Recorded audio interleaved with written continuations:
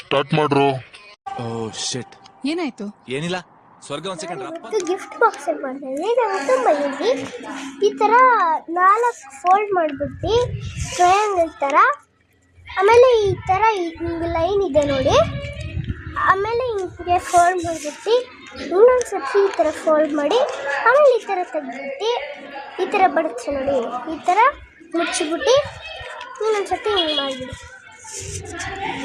ಆಮೇಲೆ ಹಿಂಗೆ ತಿರ್ಗಾ ತೆಗ್ದುಬಿಟ್ಟು ಹಿಂಗಿರುತ್ತಲ್ಲ ಹಿಂಗೆ ಮಾಡಿಬಿಟ್ಟು ಆಮೇಲೆ ನೀವು ಈ ಥರ ಮಾಡಬೇಕು.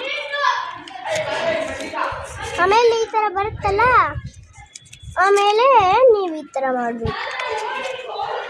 ಈ ಥರ ಮಾಡಿದ್ರೆ ನಿಮಗೆ ಗಿಫ್ಟ್ ಬಾಕ್ಸ್ ಇರುತ್ತೆ. ಇದು ಕ್ಯಾಪು, ಓಕೆನಾ?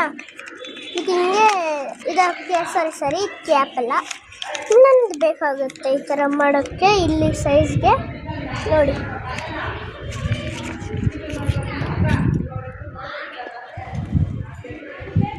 ಇದು ಸ್ವಲ್ಪ ಹಿಂಗಿರ್ಬೇಕಷ್ಟೆ.